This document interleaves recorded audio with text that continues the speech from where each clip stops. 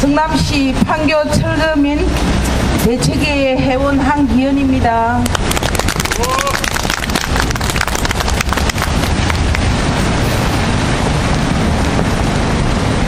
판교 철대인은 대신해서 재능학습지 교사 여러분들의 5년에 접어든 장기 투쟁에 존경하는 동지애를 보냅니다.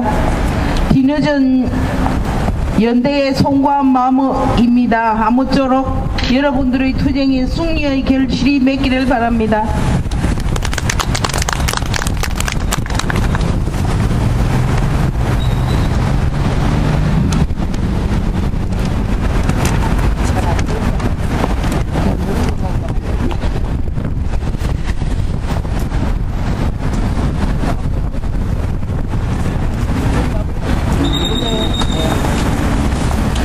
오늘 영화 부러진 하사라의 정지영 감독께서 이 자리에 오신다는 소식을 듣고 아침 저희들이 비슷하게 억울하게 당하고 있다는 소식이 있어 전하고자 이렇게 올라왔습니다.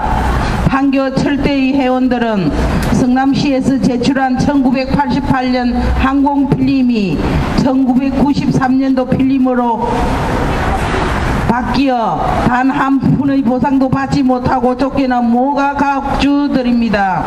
저희들은 이 이주 보상에 산정의 기준이 되는 필름이 바뀌었다는 것을 작년 2011년 4월에 알게 되어 이에 대한 진상규명을 통한 주거 생존권 생취를 위해 투쟁하고 있습니다. 결론부터 말씀드리면 우리 철거민들은 작년 11월 12일 오후 3시 30분경 성남시청 어린이 벼룩시장 행사장에서 이재명 성남시장을 집단 폭행한 것으로 혹은 테러 자행한 것으로 모든 언론에 알려져 있지만 이는 전혀 사실과 다릅니다. 판교 철대인은 작년 10월부터 성남시청 앞에서 노숙투쟁을 하면서 문제의 필름에 대한 정보 공개를 요구하고 시장 면담을 추진해 왔습니다. 그러나 한 달 동안의 투쟁에도 불구하고 성남시는 불성실한 답변과 면담 회피로 일관하더니 시청 앞 집회 시위용품인 현수막과 피켓 등이 모두 도난당한 사건까지 일어났습니다. 성남시는 부인하고 있습니다. 이틀 후 시청 마당에서 어린이 벼룩시장 행사를 개최한 것으로 미루 우리는 성남시가 자신들의 행사를 위해 철거민들의 현수막 등을 쟁탈한 것으로 봅니다. 우리는 즉각경찰에 도난신고와 함께 수사 의뢰를 했습니다만 아직까지 도둑은 잡히지 않고 오리무중입니다. 우리는 성남시와 이재명 시장의 무성의한 행태에 분노했습니다. 벼룩시장 행사장에는 사람들이 많이 모이니까 그곳에 철거민들의 억울한 사연을 알리고자 그날 그렇게 모였고 행사장에서 우연히 이재명 시장과 마주쳤습니다. 이른바 집단 폭행이라는 것을 철거민 중에 지난 지자체 선거당 당시 이재명 후보 선거운동원으로 이 시장과 안면이 있는 분이 과도하게 접근하여 이를 알려져 벌어진 우발적인 참여였습니다. 당시 이재명 시장은 어떤 오해가 있었던지 부르치는 팔로 철거민의 얼굴을 가격했고 그 철거민은 곧 다수의 공무원들에 놀려 제압당하는 것으로 상황은 종료됩니다.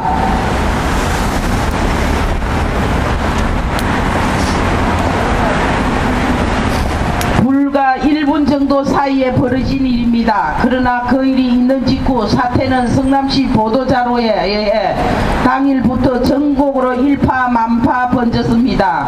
모든 언론은 판교 철거민들이 이재명 성남시장의 넥타이를 낚아채고 목을 조르고 저항하는 시장의 손가락을 비틀었다는 등의 이유를 들면서 집단 폭행으로 기정사실화한 보도가 나왔습니다. 또한 이재명 시장은 철거민 5명한테 집단 폭행을 당했다는 구실로 어린이 벼룩시장 행사를 방해한 이유 등을 들어 11명의 철거민을 폭행 및 업무 입건으로 했습니다. 업무방해 등 혐의로 성남중앙경찰서에 고발했고 철거민 3명은 특수공무집행방해 치상협의로 규정하고 입건케 했습니다. 더욱 이틀 후 성남시의 민주당위원회 협회는 이번 일을 테러로 규정하고 불순한 배후 세력 운운하기까지 했습니다. 폭행과 무관한 철거민들이 졸지의 집단 폭행금으로 테러에 몰리게 된 것입니다. 우리는 왜 이재명 시장이 철거민들을 한 차례도 만나주지 않으면서 이 난리를 마치 기다렸다는 듯이 이번 일로 죽각 언론 플레이에 기댄 여론 재판에 몰아가고 있는지 의안이 없습니다. 우리는 고민했습니다.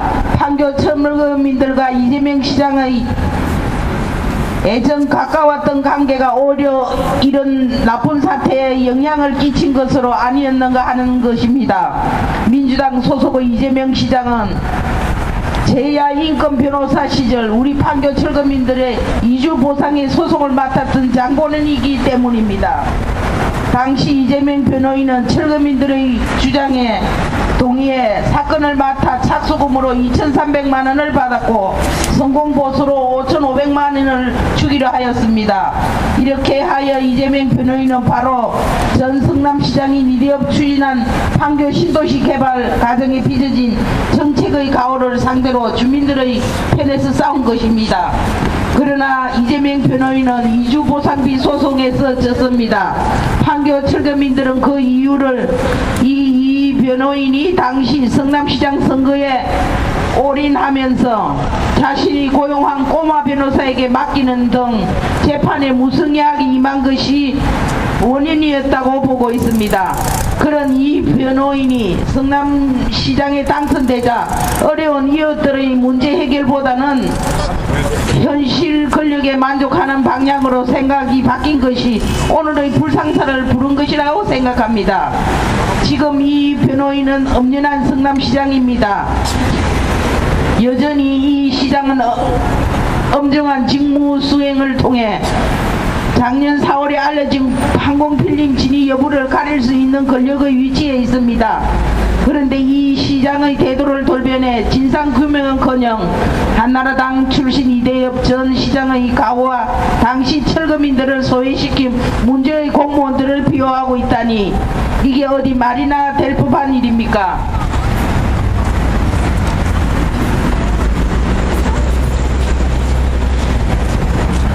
작년 11월 12일 판교 철거민들은 이재명 시장 집단 폭행의 가해자로 불리면서 사실상 주거 생존권 투쟁을 접어야 할 절체절명의 위기상황을 맞았습니다. 그러나 다행히도 철거민 운동을 돕고 있는 기자분께서 자신이 촬영한 문제의 현장 상황을 전 장면을 다음날 경찰에 증거로 제출하였습니다. 집단 폭행이 사실이 아니라는 점이 분명하게 증명된 것입니다. 그리고 철거민들이 방어권 차원에서 이를 집회에서 상영함으로써 상황은 역전되기 시작하였습니다. 성남 시민들이 무엇이 진실이고 무엇이 거짓말인지 알기 시작했습니다. 어처구니 없는 것은 얼마 전 이재명 시장 쪽에서 이 동영상을 상영하지 못하게 법원에 가처분 신청을 낸 것입니다. 전 장면 중 특히 주요 장면이 슬로우 모션으로 표현한 8분가량의 영상입니다. 이의 형태는 이 시장이 사실 공개를 얼마나 두려워하고 있는지를 잘 보여줍니다. 이 가처분 신청은 현재 진행 중에 있습니다. 증거 동영상은 유튜브 검색어에서 이재명을 치면 여러분들도 얼마든지 볼 수 있습니다. 성남시는 현재 민주당과 민노당의 권력을 공유하고 있습니다. 그러나 과거 한나라당보다는 진보했다는 오늘의 민주통합당이 민주통합당과 통합진보당이 소속 인사들이 성남시의 권력 중치에 있는 것입니다. 이런 그들이 투쟁 이유가 분명한 철거민들을 갖가지 고소고발로 괴롭히고 있는 것이 엄연한 현실입니다. 판교 철거민들은 생업에 막대한 지장을 받을 정도로 지금도 계속 검찰과 경찰, 법원에 불러다니며 반나절에서 하루 꼬박 걸리는 단시간의 고단 조사를 받고 있습니다. 그럼에도 굴하지 않고 오히려 투쟁이 더 살아나고 있다는 것이 이들 권력의 비열함에 맞서 용감하게 선 당연한 결과라고 생각합니다. 지금 성남시와 이재명 시장은 언론을 통해 알았던 이재명 시장의 부러진 손가락이라는 등 폭행 협의를 없던 것으로 시시하려는 움직임을 보입니다. 철거민 쪽에 증거 등 아무런 대응책이 없는 것으로 알고 집단 폭행 협회로 몰아 한꺼번에 투쟁을 무산시킨 했던 그들의 증거 동영상 제출로 인해 입지를 잃어 모렴치한 발빼기를 하고 있는 것입니다. 판교철 때에는 부르진 하설에 등장하는 이게 재판입니까? 개판이라는 말에 다시금 동장하는 법 조치가 돼서 안 된다고 생각합니다. 우리는 주거 생존권 투쟁을 하다 난데없는 집단 폭행 보험수에 걸려 지금 법으로 진실 공방을 벌이고 있습니다. 저희들의 투쟁에 동지 여러분의 많은 성원을 바랍니다. 들어주셔서 감사합니다. 투쟁. 제가 사투리가 돼서 발음이 안 똑똑해도 이해하시고 좀 들어주세요. 함께 일했던 지국의 사원들한테 폭행당하면서 그럼에도 불구하고 저희가 이렇게 투쟁할 수 있는 건 내가 노동자라는, 그리고 내 투쟁이 너무나 당연하다라는 자존감이 내 마음속에 꼿꼿이 서 있기 때문에 가능하다라고 생각합니다. 근데 저는 어저께 정말 황당한 경험을 했습니다. 이곳에서 1인 시위를 하다가 수배가 떨어졌다고 해서 마포사에 조사를 받으러 갔는데요. 사실 조사받을 내용은 되게 간단했습니다. 작년 8월에 있었던 4차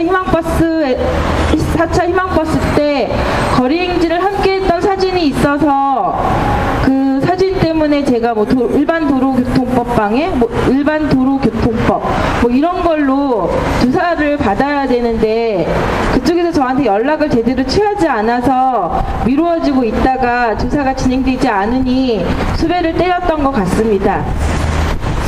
근데 저는 정말 황당했던 건 제가 어쨌든 체포를 당해서 갔습니다. 수갑을 차고 간 건 아니었지만 체포를 당해서 마포소 진흥팀에 갔고 조사를 받는 과정에서 화장실을 가겠다고 했습니다. 그리고 화장실을 가기 위해서 옆에 있었던 여자 조사관과 함께 화장실을 갔습니다. 근데 이 여자 조사관이 제가 화장실 문을 닫으려고 하니까 닫지 못하게 하더라고요. 왜 문을 닫지 못하게 하느냐라고 얘기했더니 문 닫으면 안 된다고 합니다. 너무나 황당해서 핸드폰을 꺼내서 그 말이 정말 진실인지 나중에라도 확인하려고 핸드폰을 꺼내서 녹음을 하려고 했더니 이 여자 경관이 욕을 소리나지 않게 저한테 하더라고요.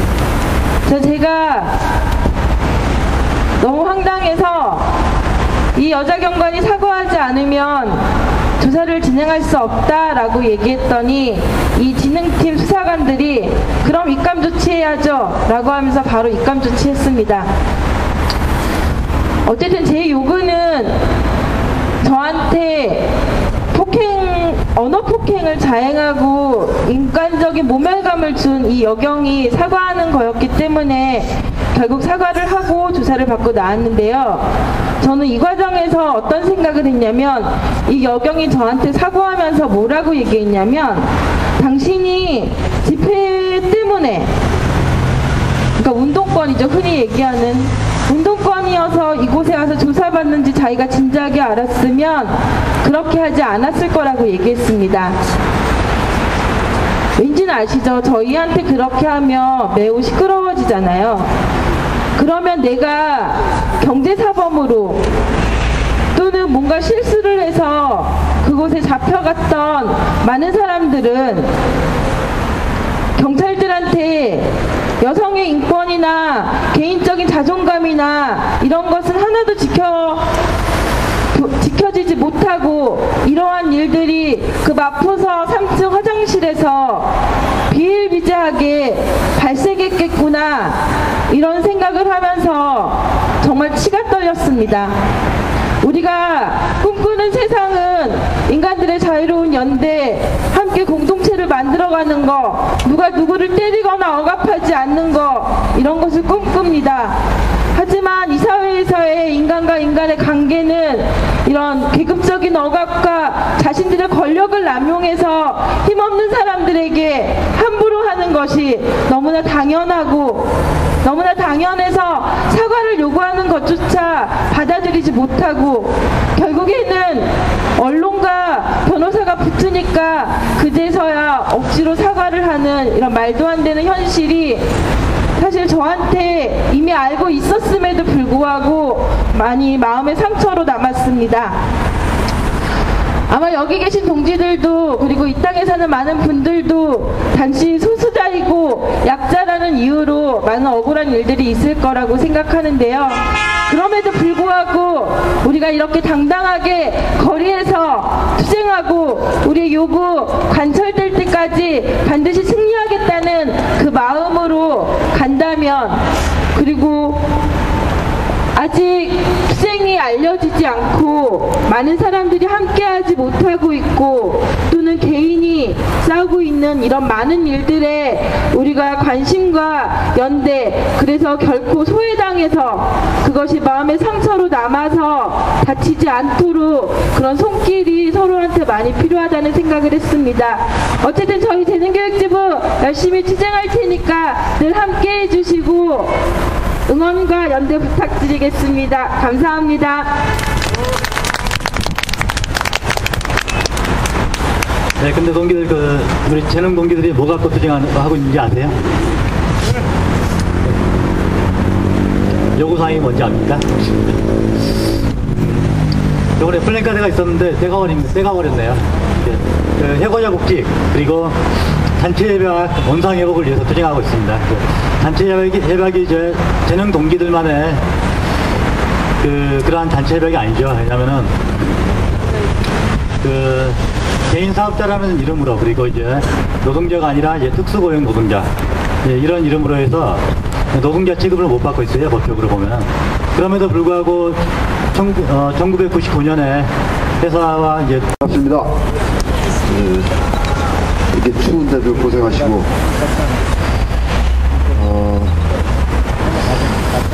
우리 사회가 없는 자, 힘없는 자, 가난한 자들은 더 춥고, 힘이 있고 부자들은 추운 줄 모르고 살고 있는 사회죠.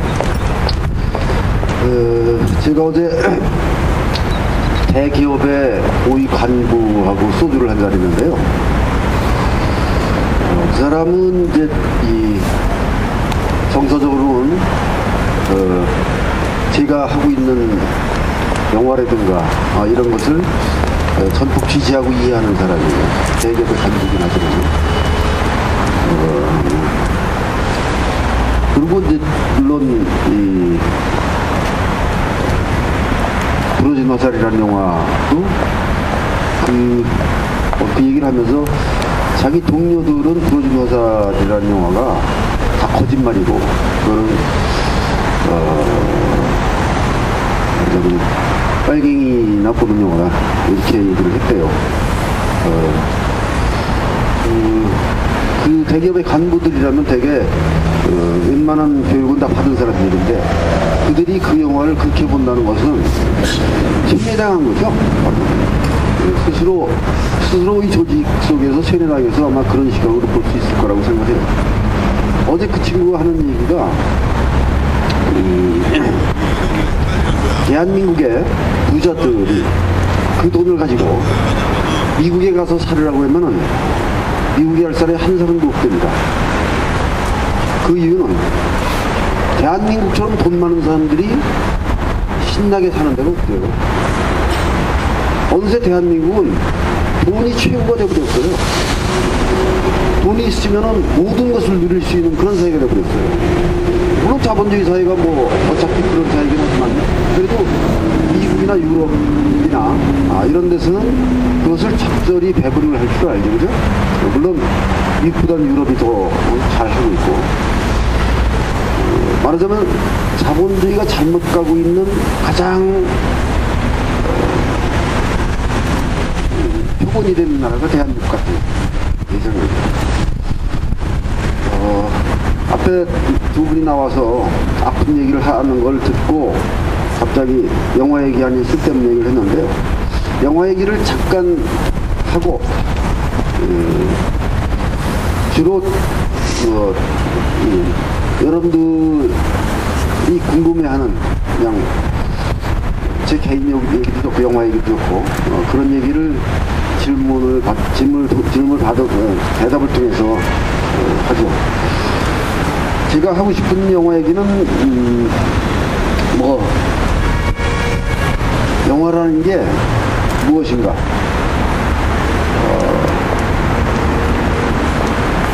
저는 영화를 대한민국에서 빨리 초등학교 때부터 영화 교육을 시켜야 된다고 생각해요.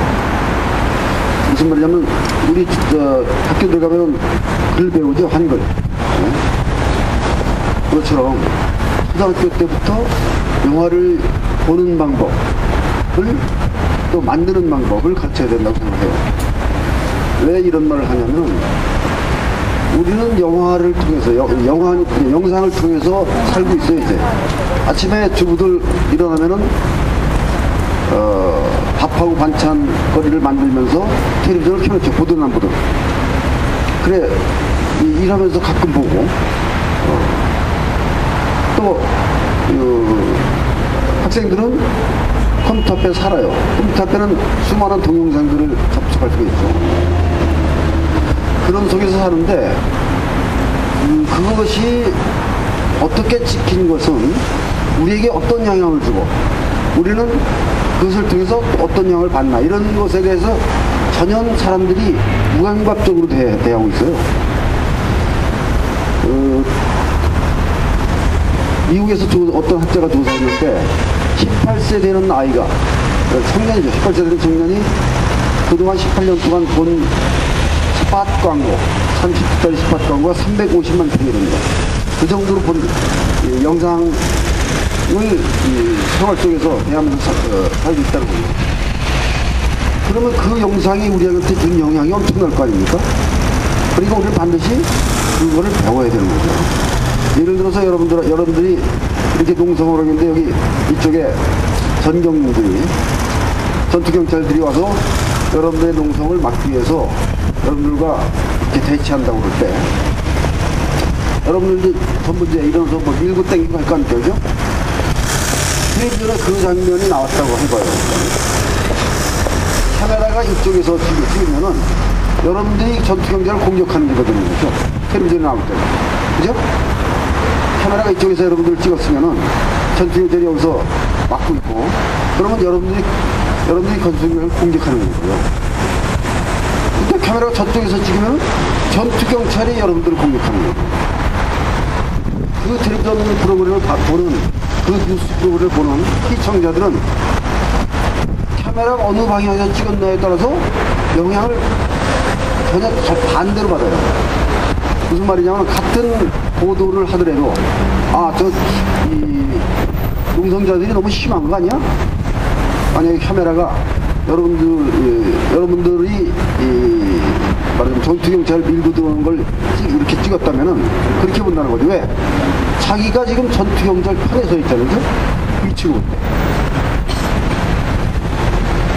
바로 이런 걸 통해서 말하자면 카메라 영상을 만든 사람은 대중심리를 조작할 수 있는 거예요. 이런 걸 안 배우면 안 되죠. 그러면 그 영상을 만드는 사람이나 그 제작하는 사람은 누굽니까? 그들이 자본가들 아니에요, 그죠? 그럼 그 자본가들의 의식이 거기 담길 거 아니에요. 그러니까 어려서부터 교육을 해야 돼요. 지난번 강원도 도지사 선거 때 이런 일이 있었어요. 때 염기영 후보하고 최문순 후보가 둘이 나왔는데 뭘 했느냐면은 텔레비전 프로그램을 하는데 최민순 후보가 나 텔레비전 프로그램 TV 토론 안 하겠다. 그래 안 하는 이유가 다른 게 아니고 텔레비전 토론 프로그램이 되게 사회자가 가운데 있고 양쪽에 패널 이렇게 두 사람이 해서 토론하는 거 아닙니까? 근데 지금 카메라가 이쪽에 있는데 어떻게 앉히기로 했냐면 사회자가 여기 있고 최민순 후보, 엄기영 후보 이렇게 하면서 이렇게 이제 삼각형으로 카메라 이쪽에 있고 삼각형으로 앉아서 토론하는 걸 찍자. 그러니까 최민순 후보가 싫다고 한 이유가요. 카메라가 정면에서 볼 때, 저쪽 정면에서 볼 때는 엄기영 후보가 가운데 있게 되죠. 화면에서는 어떤 영상에서는 우리의 눈이 가장 잘 가는 데가 화면의 중앙이고 우리는 알게 모르게 관객은 알게 모르게 화면의 중앙에 있는 것이 상당히 중요하다고 생각합니다. 최민순 후보는 그걸 알았어요. 이미. 그래서 토론 이런 식으로 찍으면 난 안 하겠다라고 그러는 바로 이런 카메라 위치와 또 각도와 이런 것들이 여러분들의 심리를 영상을 통해서 여러분들의 심리에 작용을 하는데 그런 거를 여러분들은 모르고 보는 거거든요. 지금 영화를 일반 영화들이 감독들에 의해서 그런 관객의 심리를 어떻게 감독의 요구대로 끌고 가느냐를 연구해서 만들어요. 바로 그런 것 때문에 저는 영상을 어려서부터 배우게 만들어야 된다. 실제로 유럽은 그렇게 하고 있어요. 네? 그러니까 우리가 글을 읽어서 우리가 신문을 볼 때 그냥 보지 않죠. 신문 기사를 읽으면서 이 기사의 이면까지 보게 돼요. 그 정도로 우리가 이제 말하자면 글을 읽는 방법을 터득한 거죠. 네? 조선일보 기사하고 한겨레 신문 기사하고 다르잖아요. 그러면 조선일보 기사 같은 기사가 다 다른데 그 기사의 이면을 저절로 보게 되지 않습니까? 그렇잖아요. 그렇죠?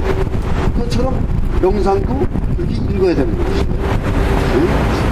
바로 그런 것이 중요한데도 불구하고 아직은 한국이 문화 강국이 아니에요. 문화를 좀 업수히 여기고 있는 편이에요. 대한민국이. 현재 세계에서 가장 강한 나라가 미국이라고 그러죠. 요즘에 학자들이 그 권력, 파워를 두 가지로 구분하는데 하드 파워, 소프트 파워라고 그래요. 하드 파워는 군사력이죠. 소프트 파워는 문화 권력, 문화력이에요. 얼마나 그 나라의 대중문화가 사람들을 지배하고 있는가, 세계를 지배하고 있는가. 이것이 소프트 파워예요. 그런데 미국은 하드 파워, 소프트 파워가 세계 1위예요. 그러니까 세계 최강이에요. 제일 강한 나라예요. 우리가 영화인들이 지난 몇 년 전에 한참 광화문 거리에 나와서 투쟁하는 거 보셨죠? 또 왜 그렇게 투쟁하겠어요? 미국이 바로 그 소프트파워 그거를 키우기 위해서 한국의 스크린쿼터 제도를 없애서 자기들 파워를 더 세계적으로 확장시키겠다는 의도를 가지고 대한민국 정부를 압력을 넣기 때문에 영화인들이 나와서 투쟁을 한 거예요. 즉 많은 사람들은 그것이 영화인들의 집단 이기주의다 뭐 이렇게 왜 그거 양보하고 자동차 많이 팔면 훨씬 더 이익인데 왜 사람들은 저렇게 영화인들은 저러고 있나 이렇게 생각하는데 조금 아까 말씀드렸을 문화라는 파워는 그렇게 중요한 거란 말이죠. 이제 더 군사력보다 훨씬 더 중요해졌어요. 그럼 미국이 왜 그렇게 그 한국 조그만 시장에 곧 한국 시장 버리고 다른 데 가서 공격하는 게 훨씬 나을 텐데 이 조그만 시장에서 왜 그걸 또 몇 푼 더 먹으려고 파워를 키우려고 그렇게 한국 정부에 한 10년 이상 압력을 넣었거든요. 왜 그랬을까요? 그래서 결국 우리는 한미 FTA를 통해서 73일로 줄었어요. 146일을 스크린 쿼터가 73일 줄었고 또 무슨 역진조항 운운해 가서 73일 이하로 떨어지면 떨어졌지 그 이상으로 다시 되돌릴 수는 없어요. 한미 FTA가 발효가 되는 그런 상황이에요. 미국은 그렇게 했던 이유가 한국 영화가 10년 사이에 비약적으로 발전한 거를 그들이 봤어요. 말하자면 스크린 쿼터가 유용무실할 때, 있는데도 지켜지지 않을 때는 한국 영화가 거의 뭐 미국 영화에 치여가지고 시장 점유율이 10%, 13% 이랬거든요. 근데 스크린 쿼터 감시단이 생기면서 저기서 앉아 계신 양비한 이사장께서 열심히 감시를 하고 고발하고 공무원도 고발하고 극장 고발하고 이러면서 점점 극장들이 그걸 지키기 시작했어요. 지키기 시작하다 보니까 한국 영화가 서서히 회복되는 거예요. 나중에는 지금 현재도 마찬가지지만 한국 시장 내에서 10%를 유지하던 한국 영화 점유율이 50%까지 갔단 말이죠. 그래서 미국이 겁이 났어요. 뭐가 겁이 났느냐? 아직 세계 시장에 커다란 시장이 두 개가 남고 있어요. 미국은 한국 시장보다 거기가 더 중요해요, 사실. 중국하고 인도거든요. 중국, 인도 합치면은 거의 세계 시장의 반이에요, 반. 네? 인구가. 그만큼 중요한 시장인데 거기를 미국 영화가 아직 못 들어가고 있어요. 중국은 스크린 쿼터제가 133, 1년에 반이 스크린 쿼터제를 유지하고 있고 인도는 외국 영화를 수입 제한을 하고 있어요. 근데 그 커다란 시장을 지금 못 들어가고 있는 상황에서 한국 영화가 점점 크고 있단 말이에요. 이건 자기들한테 위협이에요. 왜? 중국이나 인도나 동양적 정서를 함께 하고 있는데 미국 영화가 거기 들어가는 것보다 한국 영화 들어가는 게 훨씬 쉬울 거 아니에요. 응? 그래 뺏기기 싫었던 거죠. 응? 그래서 이 조그만 땅덩어리 한국의 영화를 못 잡아먹어서 미국이 그렇게 애를 썼던 겁니다.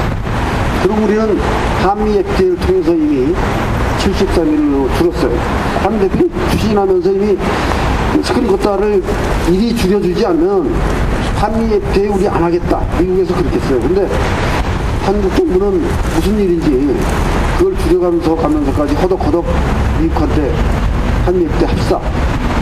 그렇죠. 물론 합시다 그러는 데는 또 다른 여러 가지 요소가 있죠. 우리 판단을 잘못한 거겠지만 그 판단 잘못보다는 그거는 좀 더 깊은 얘기고 아무튼 한미 FTA 이후 스크린 쿼터 73일 줄었는데 다행히도 그동안 한국 영화가 싸워와서 키워왔던 그 힘의 잠재력 때문에 아직 뭐 엄청난 위기, 한국 영화 위기로 오진 않아요. 다만 이제 한국 영화가 어떤 위기에 처했을 때 회복한다는 것은 불가능해진 그런 상황이 되버린 거죠.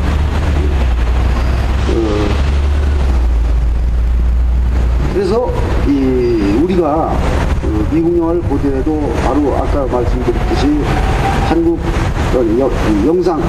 영상을 읽어내는 이런 능력을 키워내면서 보면은 선별하게 돼요, 다. 요즘에는 많은 한국 관객들이 한국 영화를 사랑해주는 바람에 좀 뿌듯하긴 한데 그렇지만 한국 영화도 마찬가지 한국 영화 내에도 영화 전부 좋은 건 아니죠. 아까 얘기했듯이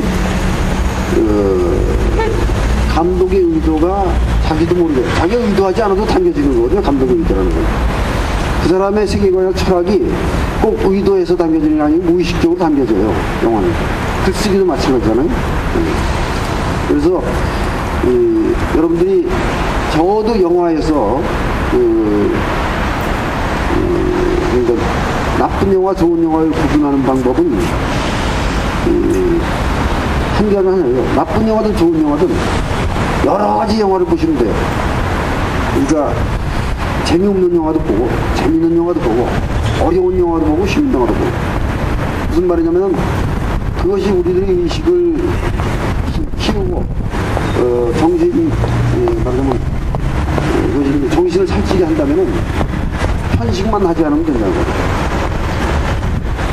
재미있는 영화만 열심히 보면은 말하자면 그거는 맛있는 햄버거만 열심히 먹는 것과 똑같은 거예요.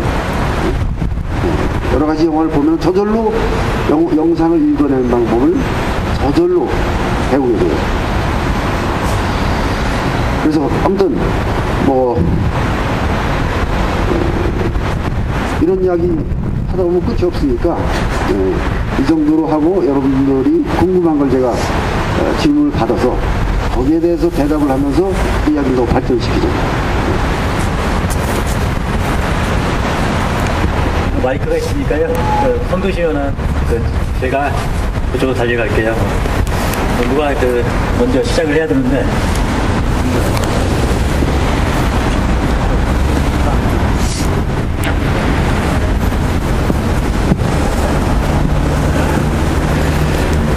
먼저 감독님 뵙게 돼서 반갑습니다. 저희가 이렇게 현장을 다니다 보면 많은 얘기가 있는데요. 우리 감독님도 그 중에 한 분인 것 같습니다. 우리 감독님이 흔히 말하는 영화, 자기가 표현하고자 하는 영화를 만드는 감독님들이 많이 계실 겁니다. 그런데 우리 감독님은 이 공권력에 대한 그 문제를 들춰내서 그 영화를 만들었는데요. 무슨 거기에 대한 뭐 특별한 계기가 있었는지 좀 궁금합니다. 그 말씀 좀 해주세요.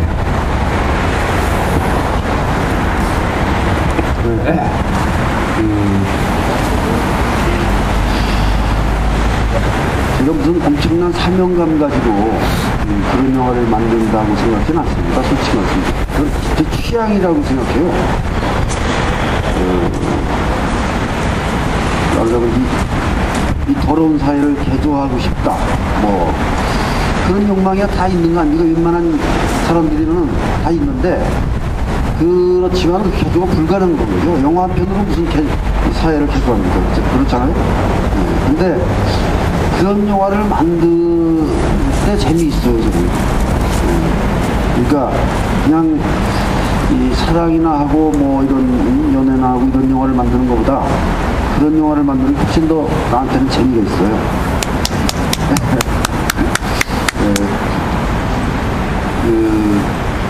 많은 사람들은 이 뭐 남분 같은 영화 만들 그때가 말하자면 노태우 정권 때인데 어떻게 그런 영화를 만들었느냐, 용기가 대단하다, 뭐 이런 얘기를 하는데,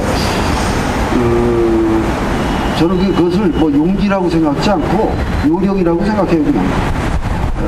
그런 시대에는 어떻게 잘 요령을 키워서 그런 영화를 만들면 된다. 예를 들면은 그 당시에 영화 시나리오를 문화부에 납본했어요. 미리. 신고를 하는 거죠. 이런 영화를 만들 계획이다 하고 문화부에 문화부 공무원에 신고를 하는 건데,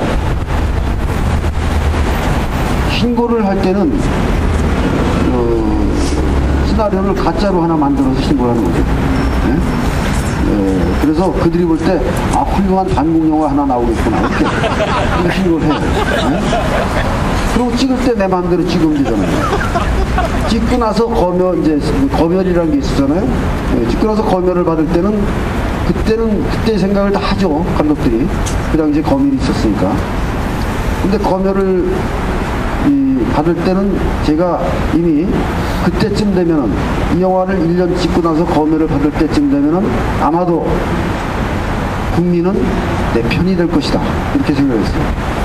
나는 검열을 가지고 싸우면은 국민이 내 편에 있기 때문에 나는 든든한 백을 가지고 싸울 수 있다 이런 생각을 가지고 그 영화를 만든 거예요. 그러니까 무슨 특별한 특별하게 용기를 내서가 아니고 요령을 가지고 그런 영화를 만들었다고 생각합니다.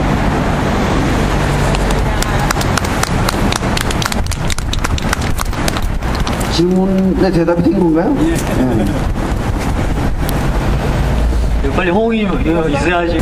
노동조합입니다. 근데 제가 한 가지 궁금한 것은 그런 어떤 특히나 공권력에 대한 어떤 저항하는 영화를 만들 때 제가 가장 궁금했던 거는 영화관 상영이나 아니면 영화를 기획하고 아니면 영화 자본을 대는 사람이 분명히 있을 텐데 그런 사람들도 또 어떻게 보면은 상위 일부라고 볼 수 있는데 그런 사람들한테 어떻게 그 영화를 만드는 비용과 아니면 영화 상영을 할 때도 분명 뭔가 현재 권력들이 또 그거를 보고 제재를 할 것 같은데 그런 부분이 어떻게 영화 상영까지 이루어지는지 어떤 뭔가 우리가 모르는 비하인드 스토리가 있을 것 같아서 그런 부분이 꼭 이런 감독님 영화뿐만 아니라 어떤 현재 사회에서의 어떤 사회를 반하는 영화 상영 같은 거는 어떠시 해서 뭐 재미난 에피소드나 아니면은 뭐 요령 같은 거가 있다거나 아니면 그런 걸 좀 듣고 싶습니다. 다른 사례는 뭐 제가 경험 다른 사례는 잘 모르고 부러진 화살이 어떻게 시작돼서 영화가 상영된 날을 말씀드리면 그게 정답 같아요. 부러진 화살을 보신 분 손 들어보세요. 네, 많이 보셨네. 지금 말씀하신 분은 부러진 화살 보고 그것이 말하자면 사법부의 사업부를 비판하는 것처럼 비판하고 있는데 그게 만든 사람들이 돈 된 사람들이 과연 거기다 돈을 댈까? 그리고 만들어서 어떻게 상영하는데 무사히 어떻게 상영을 하나? 뭐 이런 질문을 한 것 같아요. 근데 부러진 화살을 시나리오를 쓰고 나서 말하자면 투자자들 대기업이죠. CJ 엔터테인먼트, 롯데 엔터테인먼트 이런 데가 이제 투자자들인데 그들을 접촉하기 위해서 내가 직접 접촉하지는 못하고 그쪽이랑 친한 사람을 통해서 시나리오를 보여주면서 이걸 좀 가서 투자를 유치를 해다오 이렇게 얘기했더니 그 친구가 읽어보고 이게 사법부 얘기잖아요. 그러니까 변호사하고 상의를 해본 모양이에요. 근데 변호사가 그 책을 시나리오를 읽어보더니 이거는 투자를 분명히 안 할 것이다 대기업에서. 그리고 투자를 해서 만들어도 위험하다. 상영금지 가처분 신청을 법원에서 내리면은 상영을 못한다. 그러면은 투자한 금액은 다 날아가는 거 아니냐. 그러니까 당신이 이것을 드러내서 대기업의 돈을 유치하는 것은 안 하는 게 오히려 좋겠다. 이런 충고를 받았어요. 그 이야기를 그 친구가 나한테 하길래 그 친구는 좀 돈이 좀 나보다는 있는 사람이거든요. 그 친구가 하길래 그럼 나는 이 영화를 적은 돈 가지고 만들어 보고 싶다. 뭐 1억 정도를 가지고 그래도 만들고 싶은데 너는 그 정도의 돈은 있잖냐. 네가 좀 대주라. 그렇게 얘기를 했어요. 그랬더니 한 이틀만 고민하게 시간을 달라고 그러더니 이틀 후에 그렇게 하겠다고 그런데 이제 1억 정도 가지고 한번 만들어 보려고 시작을 예산을 짜고 하다 보니까 2억이 되고 그러다가 이제 어쩌다가 안성기 씨가 캐스팅이 됐어요. 안성기 씨가 캐스팅이 되니까 다른 쪽도 점점 이렇게 보강을 해야 되잖아. 그래서 점점 좀 올라갔어요. 그래서 5억짜리 영화가 된 거예요. 그러니까 제작비는 5억이 정도. 일반 다른 영화들은 30억 정도 듭니다. 물론 이 영화는 스텝 캐스트들이 돈을 안 받고 차비만 받고 교통만 받고 나중에 영화가 흥행이 되면 돈을 받겠다. 이렇게 계약을 했습니다. 안성기가 처음에 그렇게 출발했기 때문에. 안성기 씨한테 가서 한 에피소드를 얘기하면은 시나리오 들고 제가 직접 안성기 씨를 만나러 갔어요. 그래서 시나리오를 주기 전에 제가 한 얘기는 첫째로 나 돈이 없다. 이걸 영화를 하려고 하는데 돈이 없다. 두 번째로는 내가 안성기 씨랑 두 작품을 그동안 했는데 남북과 하얀연장입니다. 그 두 작품을 했는데 두 작품 다 정치적으로 사회적으로 좀 껄끄러운 영화였다. 그런데 두 작품 다 성공했다. 이 시나리오도 정치적 사회적으로 좀 껄끄럽다. 근데 안성기 씨가 하면 꼭 성공할 것 같다. 그러고 시나리오를 줬어요. 그 이튿날 안성기 씨가 영화 하겠다고 연락이 왔어요. 돈이 없다고 얘기했으니까 돈 안 받고 하겠다는 뜻이죠, 그죠?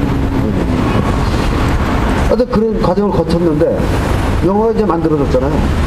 그러면 처음에 변호사가 얘기했던 대로 이게 상영금지 가처분 일정이 내려지지 않을까?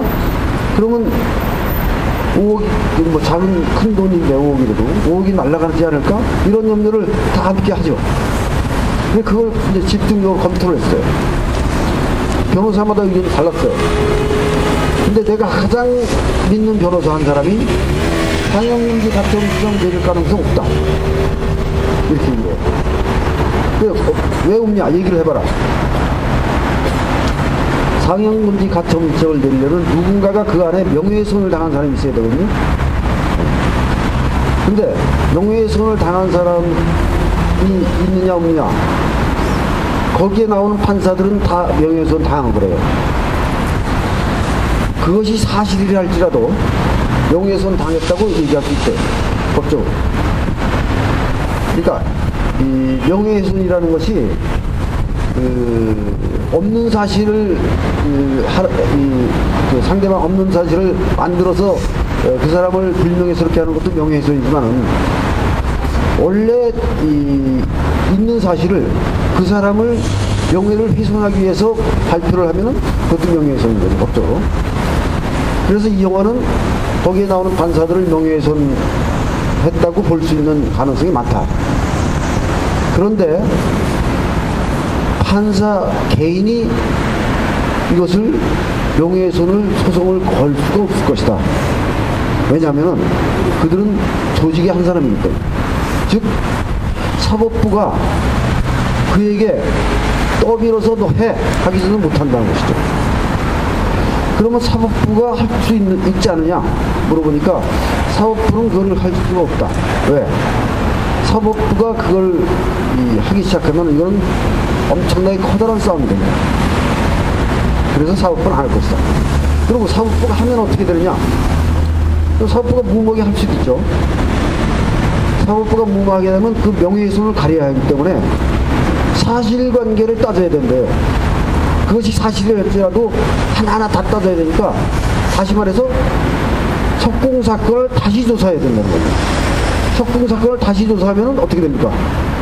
영화를 봐서 알겠지만은 사법부가 잘못한 게 드러나는 거죠. 그러니까 못한다는 것이죠. 결국 이 영화는 명예훼손, 상영금지 가처분 일정 당할 염려가 안 보인다.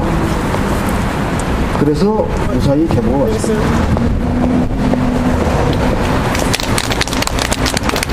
지금 감독님께서 계속 말씀하시는 거 보면 직접적 아니면 좀 간접적으로 정치적인 성향을 많이 띠시는 것 같은데, 지금 뭐 배우자들이나 뭐 MC들 그런 분들이 지금 좀 많이 직접적인 정치 참여를 많이 하고 있는데, 감독님께서는 그런 생각을 가지고 있진 않으신지, 아니면 그런 분들에 대해서 어떻게 생각하는지에 대해서 좀 생각이 궁금합니다.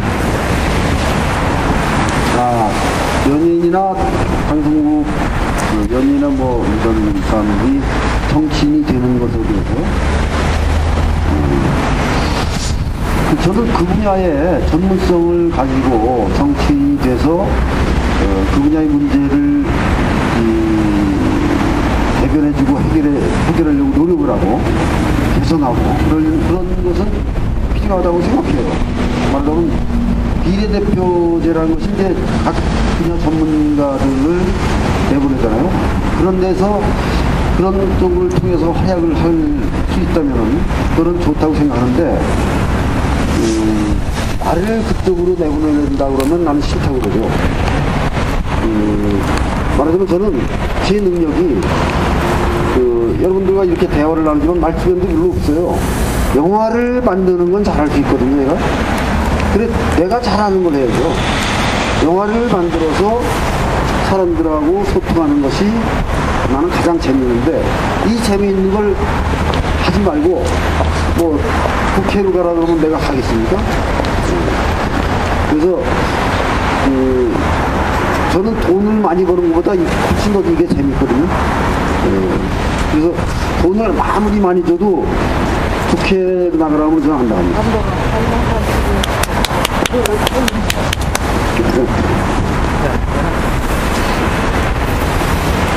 네, 날씨 추우신데 간단하게 답변해 주시면 될 것 같습니다. 첫 번째인데요.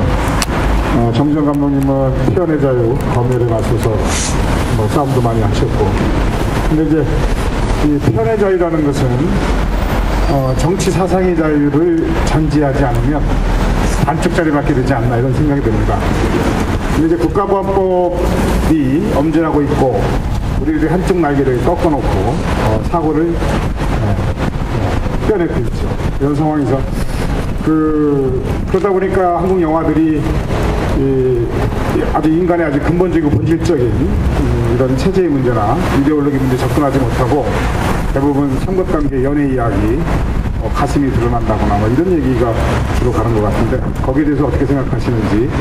두 번째로는 이 영화인들이 실제 우리가 시민이라고 하지만 시민의 70% 80%가 다 노동자라고 생각이 들거든요. 정말 인간의 문제에 초점을 맞춘다면 한국 사회에 만연되어 있는 이 비정규직 문제, 정리해고 문제, 이것처럼 더 흥행적 요소가 있는 어떤 소재거리가 얼마나 많습니까? 극적인, 영화보다 더 영화적인.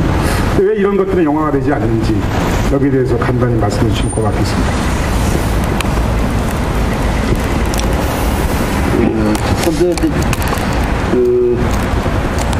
정적 사회적인 문제 말고 사랑 이야기가 주로 영화가 되는 이유는 대중들이 좋아하기 때문에 대중들이 그걸 좋아합니다. 부러진 화살 같은 영화 엄격히 얘기하면 대중들이 안 좋아해요. 근데 어떻게 어떻게 만들다 보니까 사람들이 재밌게 봤다고 그러더라고요. 영화가 그게 재미없었으면 그 영화 안 봐요. 어떻게 만들어진 게 재밌게 만들어졌기 때문에 그 많은 사람들이 본 거죠. 여러분들 보신 분들 다 재밌게 봤죠? 네. 그래서 그런 영화가 재미없게 만들어지면 안 보는 거죠. 이미 소재 자체가 대중들로부터 관심의 대상이 사랑이나 연애보다는 아니라는 거예요. 근데 이거는 사실은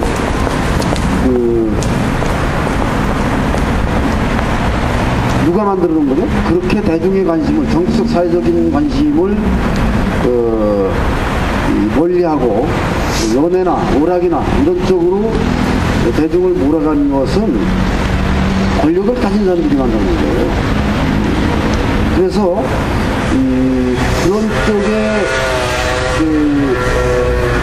그런 쪽에 대중들을 몰기 위해서 3S 정책이라는 게 있었잖아요. 그죠? 스포츠, 섹스, 스크린. 대중들을 되도록 웅하게 만드는 것이 지배하는 자들은 훨씬 편해요. 그래서 그런 영화들을 연애하고 사랑하고 이런 영화를 선호하는 것은 말하자면 이 사회를 리드하고자 하는 사람들, 그들이 그렇게 조작을 해놓은 거라고 생각하면 돼요. 그거는 세계 인류사에 다 나와 있어요. 로마에서도 그랬어요. 로마에서 정치를 그렇게 했습니다. 말하자면 연극 같은 거, 검투사 같은 그런 공연 그건 즐기게 하고 그런 쪽으로 사람들을 몰고 가는 거예요. 지배하게 됐죠. 그런 것을 잘 조화롭게 하는 그러니까 미국은 스트레스 정책이 미국에서 나오거든요. 미국은 특히 그런 게 필요했어요. 세계를 지배하기 위해서 특히 그런 게 필요했어요. 아무튼 대한민국은 특히 해방 이후 미국의 영향 속에서 커왔기 때문에 다른 나라보다 특히 더 심하죠. 지금 예를 들면은 사람들이 정지영 감독이 어디 뭐 학력대에 반대하기 위해서 거리에 나서가지고 발언하고 그러면 일반 사람들이 이러저러 대중들이 저 사람 영어나 만들지 뭐 저기 어디 저런 거 해. 이미 그게 말하자면 거부감을 일으키는 정도까지 와 있어요. 응? 참 이상한 사회죠. 시민이 내가 영화 감독이기 전에 국민의 한 사람인데 국민의 한 사람이 자기의 권리와 의무를 다 하고 있는데 그것을 비난하고 있단 말이죠. 그러니까 우리 시민들의 노력이 바로 한 사람은 하나의 노력이 사회에 참여하는 빈도가 높아질수록 시민의 지금 성숙해가고 영화도 건전한 영화가 많이 나오게 됩니다. 그런 날이 빨리 오기를 기다리고요. 두 번째 질문이 노동 현장을 다루거나 노동자 문제를 다룬 영화들이 좀 나와줬으면 좋겠는데 왜 안 나오느냐? 이거는 남들이 그걸 왜 안 만드는지는 모르겠고 내가 안 만드는 이유를 얘기하면 뭐 될 것 같아요. 솔직히 말씀드려서 내가 노동 현장을 몰라요. 여러분들의 여러분들의 아픔을 내가 진짜 여러분들과 함께 똑같이 나눌 수 없어요. 그런 영화를 하나 만들려면은 감독이 적어도 나는 한 1년은 그 여러분들 가슴과 함께 생활을 해야 된다고 생각하거든요. 근데 우리는 먹고 사는 게 바빠서 그럴 시간도 없어요. 그러다 보니까 결국 자기가 알 수 있는 범위의 영화를 하게 되는 거예요. 예를 들어 부어진화처럼 내용을 보면은 내가 쉽게 파악할 수 있어요. 그 사람의 아픔이나 문제점. 근데 진짜 노동자들의 아픔, 그 절절한 아픔은 내가 노동자를 해보지 못했기 때문에 잘 몰라요. 그래서 예를 들면은 전태일 아름다운 청년 전태일이라는 영화 있었죠. 그 영화가 어떻습니까? 지식인의 시선으로 본 노동자를 그리고 있어요. 그렇잖아요. 응? 그렇게밖에 그릴 수 없어요. 왜? 그 감독도 전태일의 아픔을 지가 어떻게 알아? 모르잖아요. 그러니까 지식인의 시선으로 본 전태일을 그리고 있는 거예요. 그러니까 나레이터가 지식인이라는 거죠. 네? 그 조영래 변호사가 쓴 거 아닙니까? 그러니까 조영래 변호사 입장에서 보는 거죠. 네? 그렇게밖에는 안 되기 때문에 실제로 노동 현장의 문제나 이제 여러분들의 그 절실한 문제를 진짜 영화 감독이 여러분들 아픔을 그걸 나누면서 그렇게 찍는다는 것은 상당히 어려워요. 설득력이 있어야 되거든요, 영화는. 그냥 겉으로 이렇게 하면 되겠구나 이래가지고 되는 게 아니거든요. 그러니까 그런 일을 영화 감독들이 많이 안 해봤기 때문에 자기가 해본 연애 경험담이나 만들고 있는 것을 말했습니다. 이상입니다. 예, 지금 영상을 찍고 있는데요. 예, 지금 들어보지 못하셨을 거예요. 며칠 전에 만든 영상이니까 꽃민 영상 네트워크라고 있습니다. 예, 아까 영화와 자본주의를 말씀하셔서 그 미국 자본 영화와 한국 자본 영화 그 두 가지 중에서 자본의 속성은 저는 동일하다고 보는 쪽이거든요. 미국의 허리우드에서 나오는 영화와 국내의 영화가 그 쿼터제를 통해서 우리가 조율하는 것은 기본적으로는 동의가 돼요. 그런데 국산 영화의 다수를 차지하는 영화의 그러한 굳이 뭐 선정성이나 대중 영합적인 오로지 돈벌이 영화로만 나가는 그런 추세를 볼 때 너무 코트지만 가지고 마치 얘기한다면 이른바 민족주의적인 그런 논리가 나오기 쉽고 그렇게 된다면은 영화가 민족주의를 기준으로 해가지고 본다면 이른바 파시즘적인 얘기도 나올 수가 있다고 봐요. 그래서 자본주의 하에서 영화가 예컨대 무슨 켄 로치라든지 민족주의를 벗어날 수 있는 그런 좀 이념적인 영화를 좀 진행됐으면 좋겠다는 그런 바람이 있고요. 또 하나는 예컨대 문성근 씨 같은 경우도 좋은 예인데 이미 30년 전에 6월 민주화 항쟁 수준의 영화가 머무르는 것도 대단한 것처럼 얘기하는 사람도 있단 말이죠. 여기 계신 분들 계시지만 여기 엄청난 내공을 가지신 분들이 많이 있는 걸로 제가 알고 있는데 근데 이런 한국 사회의 엄청난 변혁 운동의 속도에 전혀 못 미치는 영화 세계를 볼 때 예컨대 이 부러진 화살만 하더라도 국민 배우라고 하는 안성기 씨가 만약에 들어오지 않았다면 또 이거 흥행이 또 어떻게 됐을까 하는 그런 약간의 그 경우의 수도 생각을 해보게 돼요. 그래서 이런 변혁의 속도와 영화의 속도가 균형을 맞출 수 있는 좋은 방안이었겠는가. 김기덕 감독 같이 절규하는 아리랑이 나오는 그런 모습 보면서도 여러 가지 떠오르는 게 있는데 어떤 한 말씀 좀 해주시죠. 네, 조금 아까 제가 얘기하는 중에 조금 언급된 얘기라고 보는데 대중들이 좋아하는 걸 영화가 결국 선택을 하죠. 기획을 대중들이 무엇을 좋아하나 찾아가서 기획을 하게 되는 거예요. 그러다 보니까 오락의 영화가 안 보여요.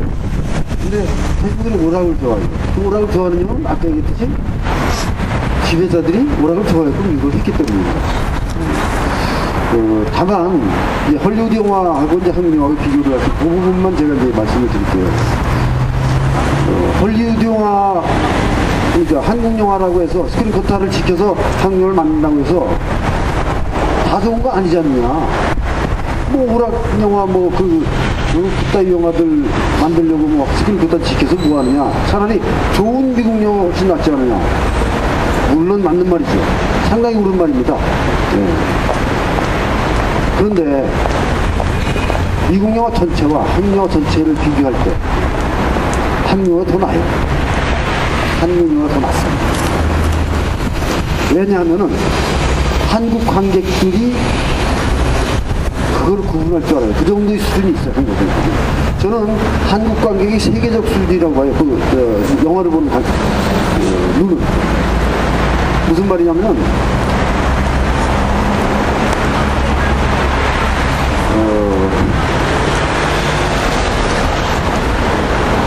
미국에서는 이 헐리우드 영화에는 철칙이 있어요. 반드시 해피엔딩이어야 한다. 마지막은 해피엔딩으로 끝나야 한다. 이게 철칙이에요. 미국 영화에서 해피엔딩이 아닌 영화 본 사람 사실은 많이 있어요. 많이 있는데 미국 영화에서 해피엔딩이 아닌 영화로, 그러니까 언해피엔딩으로 끝난 영화는 반드시 눈여겨보세요. 이건 문제작이에요. 다 해피엔딩으로 끝나요. 철칙이에요. 관객들이 극장에 와서 우울하게 돌아가고 싶지 않은 거예요. 즐겁게 아무리 어려운 상황도 주인공이 다 뚫고 나가서 이겨서 하는 걸 시원하게 보고 나가는 거지, 상황이 어렵다고 지르는 거는 별로 안 좋아해요. 그래서 해피엔딩을 즐기는데 한국에서 대박이 난 영화들을 잘 되돌려보세요. 다 비극으로 끝나요. 왕의 남자, JSA, 신미도 보세요. 다 비극으로 끝나요. 한국 관객들이 극장에 가서 우람을 안고 나오는데 그걸 선택하는 것. 이 정도 수준이에요. 그럼 뭐 한국 관객들이 그걸 원하니까 영화를 만드는 사람들도 반드시 해피엔딩일 필요가 없다는 생각을 갖게 됩니다. 해피엔딩으로 끝난다는 말은 무슨 말이냐? 관객에게 환상을 심어준다는 거거든요. 여러분들 귀여운 여인 본 사람? 귀여운 여인. 너무 오래돼서 최근 영화 뭐였냐? 어떤 귀여운 여인이라는 영화는 줄리아 로버츠가 리차드 기어하고 연애하는 영화인데요. 리차드 기어라는 배우가 백만장자거든요. 이 금융계의 큰 손이어가지고 지방에 와서 파티에 참석해야 되는데 파티에 참석하려면 파트너가 있어야 되는데 파트너가 없는 거예요. 여자가. 그래서 여자를 하나 구하는데 창녀를 구해요. 창녀를 구해서 근데 창녀가 이게 걸음걸이도 뭐 지못 때리고 말도 그렇고 좀 아니거든. 자기가 파트너라면 근사해야 되는데 그거를 며칠 동안 훈련을 시켜요. 그럼 옷을 싹 이 공복부 의상실에 가서 옷을 싹 갈아입혀가지고 훈련을 시켜가지고 근사한 숙녀를 만들어놔요. 며칠 동안. 근데 근사한 숙녀가 되자 자기도 모르게 사랑에 빠져요. 우체국에. 그래서 두 사람이 사랑하는 얘기예요. 사람들은 그 영화를 보면서 여자들은 뭘 느끼겠어요? 나도 언젠가는 백마탄 남자가 나타날 수 있어요. 이런 걸 느끼는 거예요. 가능합니까? 사실은 창녀와 그 리차드 같은 백만 남자가 결혼할 확률은 100만 분의 1일 거예요. 그런데 영화가 그것을 환상으로 심어주는 거죠. 관객들을. 응? 헐리우드 영화는 대부분 그래요. 그런데 한국 영화는 그 정도는 아닙니다. 왜? 관객들이 현실인식이 좀 있기 때문에 그 정도 가지고 안 되는 거죠. 응?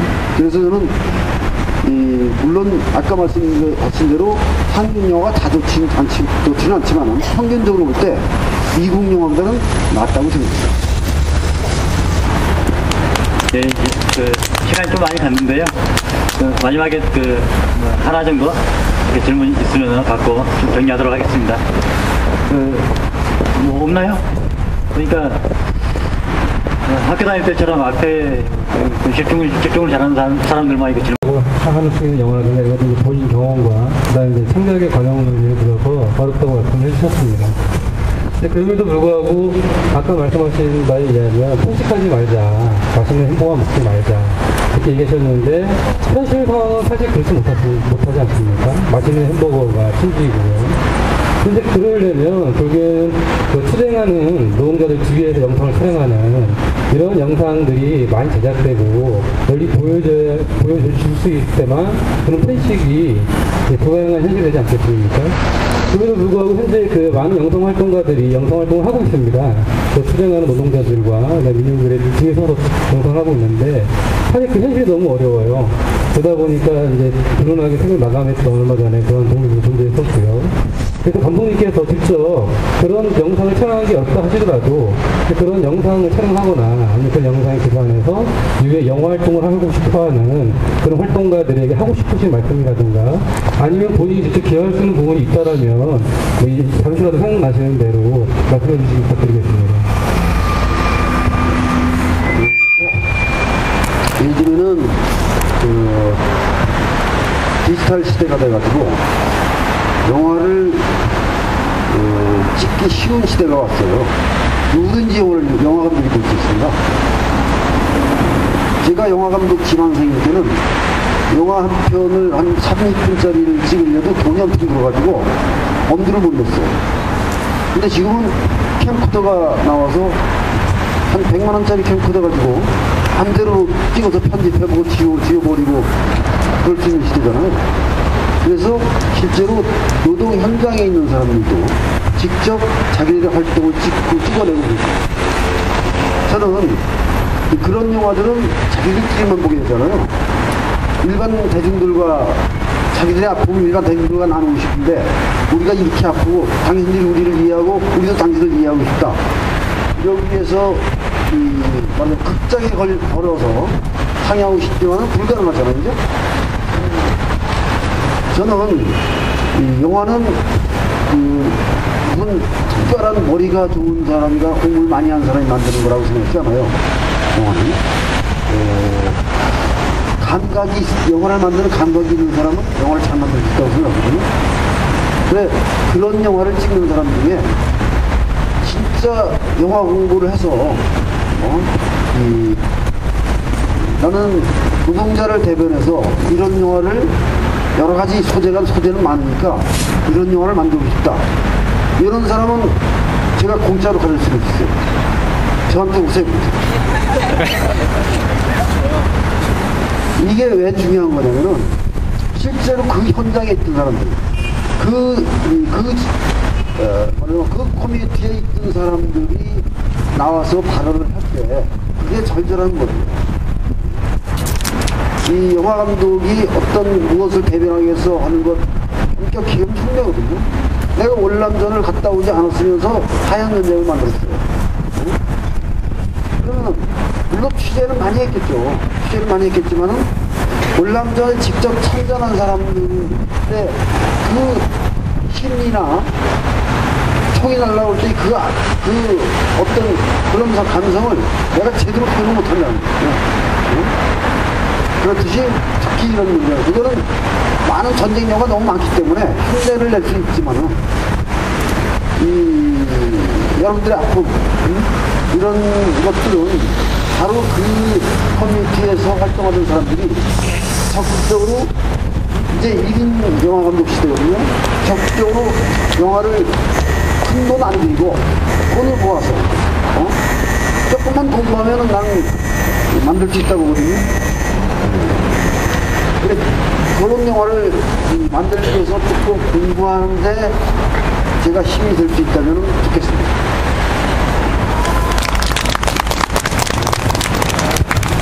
네, 더 있나요? 한 내용하고 별반 다르지 않은데요. 제가 기사가 됐든 등등에서 나오는 그 영화나 촬영에 있는 현장 스텝 그 열악한 그 조건 관련해서 꼭 그쪽에 계신 좀 힘 있는 분이랄까 아니면 영향력 있는 분이랄까 이런 분에게 꼭 한 번은 물어보고 싶었던 질문인데 일단은 좀 전체 영화 산업에 있어서 지금 고질적인 거라고 가장 큰 문제인지는 저희는 모르겠는데 저희가 볼 때는 일단 스타 그 주연 배우 스타 1인이나 2인에 한정된 전체 제작비에 거의 다를 차지하는 이 구조적 모순에 대해서 좀 현장에서 제작을 하시고 촬영하시는 이제 만드시는 감독님이 좀 이런 구조적인 걸 좀 깰 수 있는 지위에 계신 건지 아니면 감독님도 이거에 대해서 큰 문제라고 생각하시는 건지 이걸 깨려고 하면 이게 가장 먼저 바뀌어야 될 사람들이 누구인지 그런 걸 좀 꼭 여쭤보고 싶었습니다.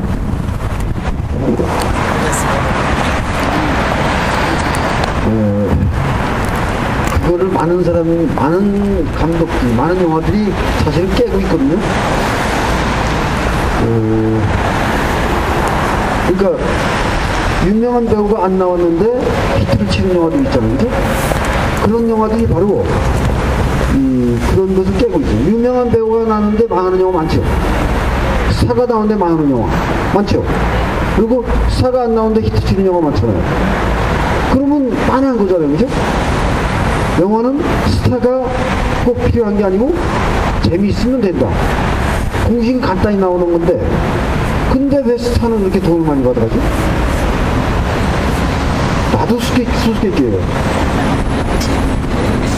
이거는 왜 그렇게 됐냐면은 투자하는 사람들, 돈을 영화에 대는 사람들이 그것을 원해요. 망하는 걸 보면서 지난번에 어느 스타가 나온 영화가 형편없이 깨진 거를 보면서 또 그 스타가 나온다면 돈 얼른 내줘요. 이해를 할 수가 없어요. 네? 근데 구조적으로 들어가면 이해가 돼요. 그러니까 우리는 이 구조를 바꾸기 전에는 불가능하다는 거죠.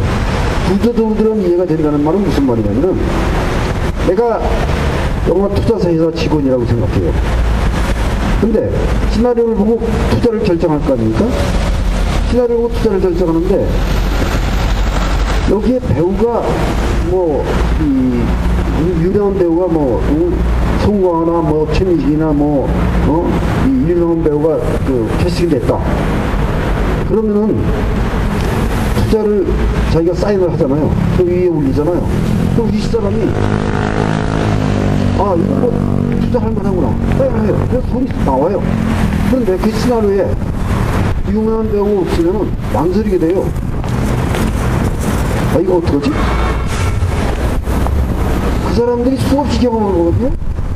유명한 배우라고 되는 게 아닌 걸 수없이 경험했어요. 근데 왜 그렇게 될까요? 책임 때문에. 유명한 배우가 없는 시나리오에 사인을 하면은, 아무리 재밌어도 사인을 하면은 자기가 이걸 우리한테, 상관한테 이거 됩니다. 틀리면 됩니다. 자신 있습니다. 좀 더 책임져. 책임지겠습니다. 불가능하죠. 근데 유명한 배우가 있으면 위에서 그런 거 안 물어봐요. 너 책임지겠느냐 이런 거 안 물어봐요. 네? 책임을 안 져도 돼요. 이 구조를 무너뜨려야 되는데 이 구조가 무너지기가 힘든 게 투자를 하는 사람들은 영화인이 아니고 일반 기업인이라고 합니다. 그들은 1년 가서 목이 잘려고 다른 데로 가는 사람들이에요. 그 자리에 계속 하는 거죠. 영화인들은 평생 영화를 하기 때문에 자기가 판단을 실수할 수도 있고 성공할 수도 있고 그러면서 이 판단력이 키워지는 건데 그 사람들은 1년 후에 어디로 갈지 몰라요. 실적이 무조건 좋아야 돼. 그리고 어떻게 되죠? 함부로 책임 있는 짓을 안 하려고 해요. 이 구조를 깨기 전에 안 돼요. 이 구조가 깨지는 방법은 현재 영화에 투자하는 대기업이 완전히 환골탈퇴해야 돼요.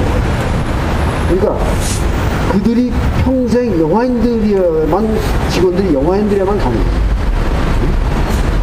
근데 지금 현재 그 대기업들은 1년 만에 다른 영화 하던 사람이 엉뚱한 다른 그러니까 다른 분야에 가서 일을 하게 되고 이런 대기업이 그렇잖아요. 응? 그렇게 됩니다. 그러니까 그것이 부서지기 전에 안 돼요. 그것을 깨달으려면 그건 총수, 그지? 그 대기업에 제일 우두머리가 빨리 깨달아야 되는데 걔들은 그것보다는 다른 데 관심이 있어요. 그런 단거에 관심이 있는 게 아니고 말하자면 더 말하자면 뭐랄까 더 큰 시장을 어떻게 키워나가서 상대방 대기업을 자기들한테 붙게 만들까 이런 생각만 하지 그런 장면적인 생각은 안 해요. 그래서 그거는 내 힘으로 되는 게 아닙니다. 물론 끊임없이 우리는 비판을 해요. 네? 많은 영화들이 끊임없이 문제제기라고 비판을 하는데